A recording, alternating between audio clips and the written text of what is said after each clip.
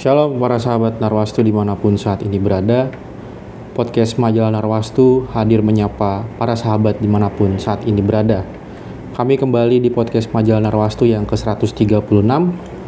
Pada podcast kali ini kami akan berbincang bersama dengan pemimpin umum, pemimpin redaksi Majalah Narwastu, Bang Jonro Imunte Esos.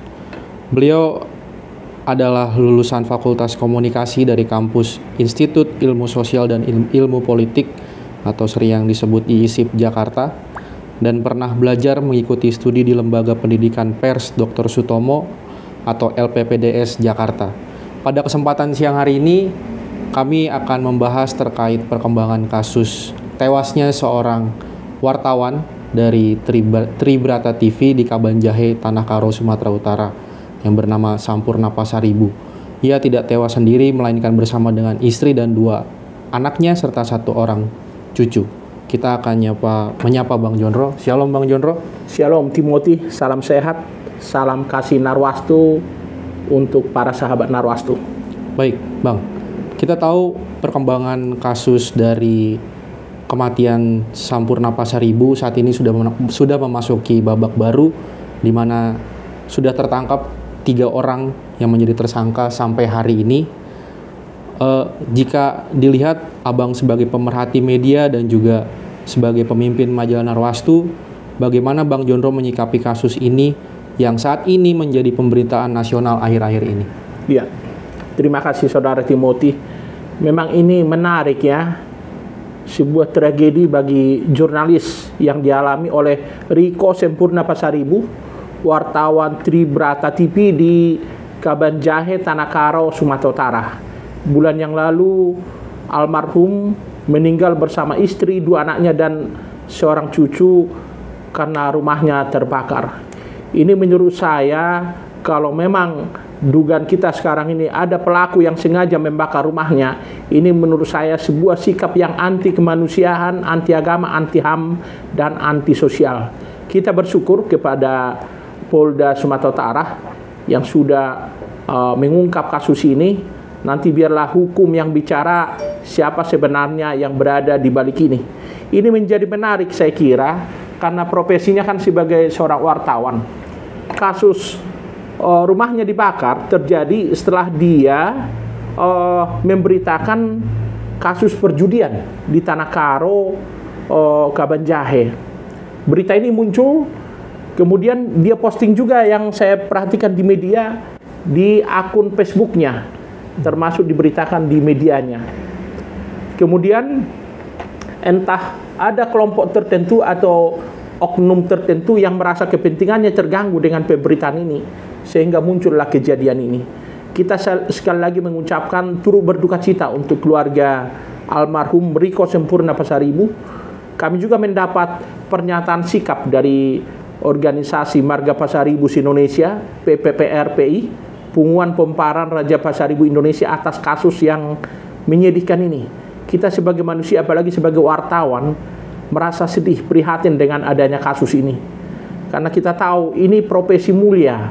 Dia mengungkap fakta, memberitakan fakta yang terjadi ke masyarakat untuk kepentingan publik. Tapi dia mengalami kejadian yang sangat memprihatinkan. Nyawanya hilang, nyawa istrinya hilang, 2 anaknya dan juga seorang cucunya. Dan kita lihat ini tidak hanya viral di media sosial, tapi juga menjadi berita yang heboh di media nasional. Hampir semua TV nasional memberitakan, termasuk mendapat atensi juga dari Komnas HAM, Dewan Pers, tokoh-tokoh masyarakat, termasuk anggota DPR RI. Saya kira begitu, Saudara Timothy. Selanjutnya Bang, bagi Bang Jonro sendiri, seberapa hebat profesi wartawan di tengah masyarakat kita? Ya, ini profesi wartawan ini kan profesi mulia ya. Sama dengan profesi petani, dokter, guru, pengacara, pengusaha, dosen, juga pendeta. Dan profesi ini menurut saya unik, karena memang apa? Ini profesi ini selalu melakukan dalam aktivitasnya itu mencari informasi yang penting bagi publik dan diberitakan. Tapi terkadang ada fungsi wartawan itu yang tanda petik tidak disukai orang-orang tertentu ya, kontrol sosial. Jadi selain memberikan informasi, kemudian memberikan hiburan, memberikan muatan pendidikan, ada satu fungsi dari wartawan itu yang tidak disukai orang-orang tertentu, yaitu kontrol sosial. Mungkin kepentingannya terganggu karena pemberitaannya, akhirnya kelompok atau individu tertentu melakukan sesuatu yang katakanlah tidak sepatutnya. Misalnya seperti yang dialami oleh Riko Sempurna Pasaribu itu, sampai rumahnya dibakar, atau katakanlah misalnya ada pengancaman bagi wartawan lainnya ketika mereka terganggu. Dan profesi wartawan ini menurut saya memang luar biasa ya, punya pengaruh. Kita barangkali bisa lihat dulu kitab Injil. Kalau kita lihat kitab Injil ya, Matius, Markus, Lukas, Yohanes itu, mereka ini termasuk wartawan juga. Kenapa saya katakan wartawan? Karena ketika Yesus mulai lahir sampai naik ke surga, mereka menulis dalam kitab Injil. Jadi kalau umpamanya mereka tidak menulis di kitab Injil, barangkali kita tidak tahu Timothy, barangkali bagaimana kehidupan Yesus. Jadi wartawan itu sesungguhnya mengangkat sesuatu yang tidak terlihat menjadi terangkat, mengangkat sesuatu yang tidak berdaya menjadi berdaya. Jadi kita apresiasi profesi wartawan ini, profesi yang luar biasa. Makanya ada sebutan yang menyebut bahwa pers atau wartawan ini adalah kekuatan keempat di sebuah negara demokrasi. Setelah eksekutif, legislatif, yudikatif, pers, baru media sosial, baru kemudian lembaga survei. Jadi memang sangat berpengaruh keberadaan wartawan ini di sebuah negara demokrasi. Oke, Bang. Tentu kasus ini kan akan masih terus berlanjut ya, karena ada tersangka yang sudah mulai dimunculkan dan ditangkap. Apa catatan Abang sendiri atau analisa Abang dari kasus Sampurna Pasaribu ini, Bang? Iya, ini perlu kita sampaikan juga ke publik ya. Kebetulan beberapa waktu yang lalu saya mengikuti pemberitaan dari Aliansi Jurnalis Independen. Ya, mereka membentuk yang namanya Komite Keselamatan Jurnalis KKJ Sumatera Utara. Ini berbagai pimpinan ormas wartawan di Sumatera Utara bergabung membentuk Komite Keselamatan Jurnalis Sumatera Utara. Ada yang menarik, Timothy, yang saya baca di sana. Ini atas temuan-temuan dari KKJ Sumut, mereka menyatakan sikap seperti ini. Ini saya kira menarik, perlu kita perhatikan terutama bagi komunitas jurnalis. Atas kasus Sampurna Pasaribu itu, mereka menyampaikan ada 6 pernyataan sikap. Ini menarik, bisa kita perhatikan, kita simak ya. Pernyataan sikap pertama, mereka meminta Kapolda Sumut untuk mengusut tuntas kasus ini, terutama mengungkap adanya kejanggalan-kejanggalan yang terjadi dalam kasus ini. Yang kedua, meminta Panglima TNI untuk mengusut dugaan keterlibatan oknum TNI yang disebutkan korban dalam pemberitaannya. Maksudnya pemberitaan almarhum Sampurna Pasaribu. Yang ketiga, mendorong semua jurnalis di Sumatera Utara untuk bekerja secara profesional dan mentaati kode etik jurnalistik. Kemudian yang keempat, Komite Keselamatan Jurnalis Sumut tidak membenarkan tindakan penyalahgunaan profesi untuk kepentingan tertentu selain untuk kepentingan publik. Ini menarik juga diperhatikan.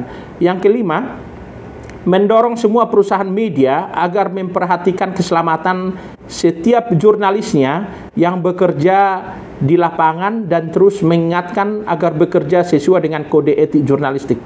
Yang keenam, mendorong Dewan Pers untuk terus berperan aktif mengevaluasi dan menindak media yang tidak menjalankan ketentuan Undang-Undang Nomor 40 Tahun 99 tentang pers.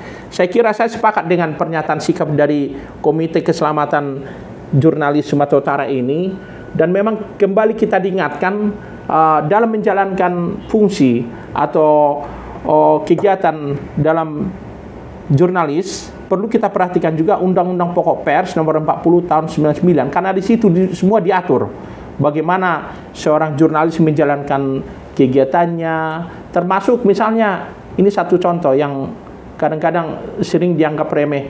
Kalau kita menulis sesuatu berita, jangan langsung ditulis nama kalau berita itu sangat sensitif atau katakanlah masih dugaan-dugaan. Ada baiknya pakai inisial. Ini salah satu yang saya lihat terjadi dalam kasus Sempurna Pasaribu ini. Mungkin ada pihak yang tersinggung disebut namanya sehingga mereka merasa marah dan merasa tersinggung. Saya kira demikian, Saudara Timothy. Yang terakhir, Bang. Abang tentu sebagai seorang wartawan yang sudah begitu lama berkecimpung di dunia perjurnalistikan ini, selama menjalankan tugas, apakah Abang pernah mengalami teror atau intimidasi lainnya, Bang? Iya. Jadi semakin lama seorang wartawan dalam menjalankan profesinya, tentu pasti ada asam garam yang dialami atau pengalaman pahit getirnya menjadi wartawan. Saya mulai aktif sebagai wartawan waktu masih mahasiswa ya, tahun 1994 sampai sekarang. Saya tidak pernah berada di profesi lain. Kalau kita bicara tentang teror, ya tentu ya saya juga pernah mengalami yang namanya intimidasi, ancaman atau katakanlah yang menyangkut kepada ketidaknyamanan ya. Saya pernah dulu mendapat somasi karena sebuah pemberitaan yang menyangkut seorang anggota DPR RI pada 2007 yang lalu. Sebuah surat yang dilayangkan seorang advokat terkenal yang mensomasi. Nah, waktu itu kita hadapi juga dengan penasihat hukum majalah Narwastu. Saya juga pernah dilaporkan dulu ke polisi karena pemberitaan juga. Kemudian pernah juga mendapat telepon gelap mengancam tapi tidak menyebut nama karena waktu itu ada pemberitaan. Saya masih persis itu soal pemberitaan. Waktu itu kita menyebut Eporus Pendeta Dr. S.A.E. Nababan. Ternyata ada orang yang tidak suka dengan sebutan Eporus pada Pendeta Dr. S.A.E. Nababan karena waktu itu di masa Orde Baru ya, ada juga satu lagi Eporus. Jadi waktu itu ada orang tertentu yang tidak suka itu. Yang berikutnya, saya juga pernah dilaporkan ke Dewan Pers ya. Ya, itu semua pengalaman hidup harus kita jalani. Dan ini membuat kita semakin bertumbuh, semakin bijak dalam memberitakan segala sesuatu. Dan perlu kita perhatikan juga, Timothy ya, profesi jurnalis ini profesi yang mulia, ya, memberikan informasi kepada publik dan membuat publik semakin terbuka dengan situasi yang ada di masyarakat. Tapi di satu sisi menjadi seorang wartawan juga harus siap menghadapi risiko. Risiko apa? Termasuk nyawa seperti yang dialami oleh almarhum Sempurna Pasaribu itu karena profesinya. Dan di masa Orde Baru ya, ancaman-ancaman yang luar biasa juga kita lihat ya. Misalnya ada dulu istilah bredel atau ditutup. Kita pernah ingat dulu waktu zaman Orde Baru tahun 1994 ya, saya masih ingat itu bulan Juni, majalah Tempo, majalah Detik, majalah Editor dulu di bredel karena dianggap menyinggung atau katakanlah tidak membuat nyaman penguasa Orde Baru pada saat itu. Kemudian saat ini juga ada berbagai cara dilakukan massa atau ormas untuk mendemo kantor sebuah media. Itu juga cara-cara untuk tanda petik untuk meneror media. Kemudian seperti yang saya bilang tadi, ditelepon ke kantornya dengan memberikan ancaman. Kemudian untuk saat ini barangkali melalui handphone, melalui SMS, melalui WA atau dulu melalui BBM. Jadi itulah cara-cara yang yang biasa dilakukan untuk meredam atau katakanlah teror terhadap pers. Tapi saya kira kita harus tetap semangat ya menjalani profesi kita. Selagi kita masih berjalan dengan kode etik, kita harus tetap memberitakan fakta. Ya tentu ada hikmat, bijaksana dalam memberitakan sebuah pemberitaan. Tentu kita juga harus meminta perlindungan, pertolongan dari Tuhan supaya kita juga dalam menjalankan profesi kita juga selalu dilindungi dan ditolong Tuhan. Saya kira demikian, Saudara Timothy. Oke, Bang, terima kasih atas waktu dan bincang-bincang yang cukup jelas ini gitu ya. Kami mengucapkan terima kasih kepada para penonton dan sahabat setia Narwastu. Kami mengucapkan Shalom, salam kasih Narwastu dan Tuhan memberkati Indonesia. Ya, Tuhan memberkati kita sekalian.